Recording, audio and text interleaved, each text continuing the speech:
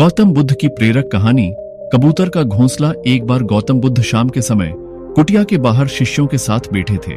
तभी वहां एक कबूतर का जोड़ा उड़ता हुआ आ गया। उन्हें देखकर महात्मा बुद्ध को एक कहानी याद आई और उन्होंने शिष्यों को कहानी सुनना शुरू किया। एक पेड़डाच पर एक कबूतर और कबूतरी रहते थे। कुछ समय बाद कबूतरी ने उसी पेड़डाच की टहनी पर 3 अंडे दिए। एक दिन कबूतर और कबूतरी दोपहर के समय खाना ढूंढते हुए कुछ दूर निकल गए। तभी कहीं से एक लोमड़ी आ गई।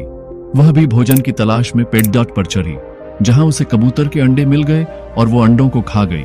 जब कबूतर का जोड़ा वापस आया तो अंडे न पाकर बहुत परेशान हो गया।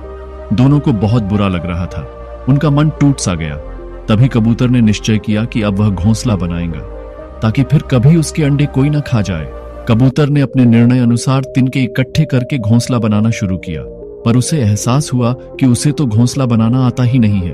तब उसने मदद के लिए जंगल के दूसरे पक्षियों को बुलाया। सभी पक्षी उसकी मदद के लिए आ गए और उन्होंने कबूतर के लिए घोंसला बनाना शुरू किया।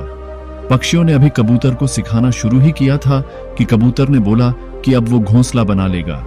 उसने सब सीख लिया है। सभी पक्षी यह सुनकर वापस चले गए। अब कबूतर ने घोंसला बनाना शुरू किया। उसने एक तिनका इधर रखा, एक तिनका उधर। उसे समझ आया कि वह अभी भी कुछ नहीं सीखा है। उसने फिर से पक्षियों को बुलाया। पक्षियों ने आकर फिर घोंसला बनाना शुरू किया।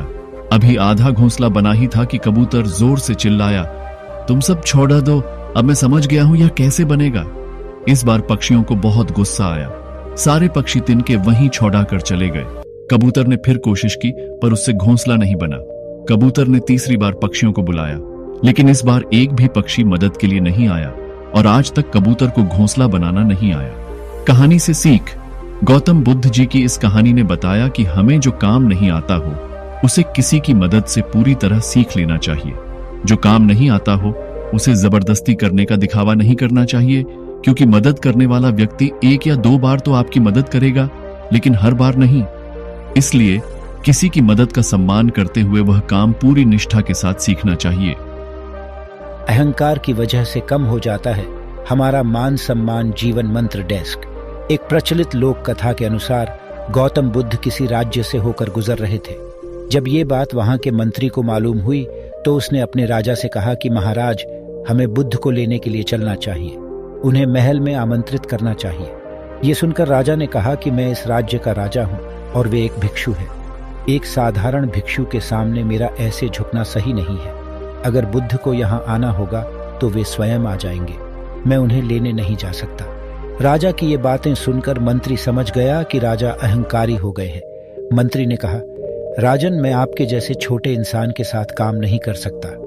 मंत्री की बात सुनकर राजा हैरान हो गया। वह बोला कि तुम ये क्या बोल रहे हो? मैं राजा हूं, मेरे पास अपार धन संपत्ति है, मैं छोटा कैसे हो गया?